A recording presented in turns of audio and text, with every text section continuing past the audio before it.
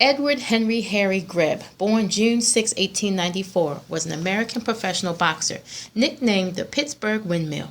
He was an American light heavyweight champion from 1922 to 1923 and world middleweight champion from 1923 to 1926. He fought a total of 298 fights in his 13-year career against the best of the 1910s and 1920s, frequently squaring off against light heavyweights and even heavyweights.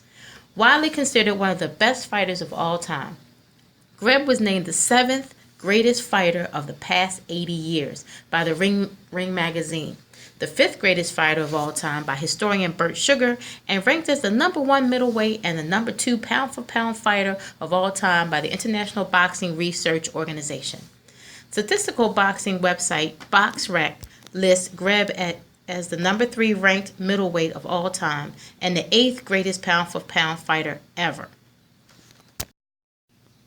Despite all these great results, Greb was still denied a chance to fight for a title. A February 1918 paper loss to Mike O'Dowd, who would go on to win the middleweight title during the year, didn't help in his efforts. After that setback, though, Greb would go unbeaten for over 2 years. During that stretch, he would beat future lightweight heavyweight champion Mike McTeague, heavyweight contender Gumboat Smith, Billy Misk, and Bill Brennan, and defeating the light heavyweight champion Levinsky no less than 5 times in newspaper decisions. Edward Henry Harry Greb, a legend. Now, one of my favorite teams, Mr. Arthur Lee Art Shell Jr., born November 26, 1946, is an American former collegiate and professional football player in the American Football League and later in the NFL, a Hall of Fame offensive tackle and 2-time former head coach of what? The Oakland Raiders. He holds the distinction of becoming the second ever African American head coach in the history of professional football and the first in the sport's modern era.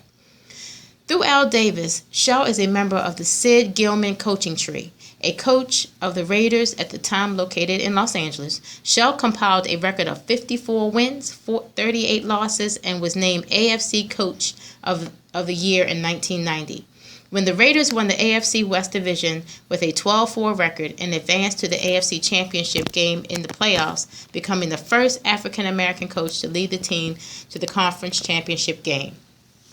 Al Davis, owner of the Raiders, fired Shell after a 9-7 season in 1994, a move Davis later called a mistake. After leaving the Raiders, Shell went on coaching positions with the Kansas City Chiefs and Atlanta Falcons before serving as a senior vice president for the NFL in charge of football operations. Arthur Lee Art Shell Jr., a legend. Please support Choo Smith Youth Empowerment. You can make a difference with any amount of donation, $1, $5, any amount you do. A little bit does a lot. Thank you so much for your support, and have a great day.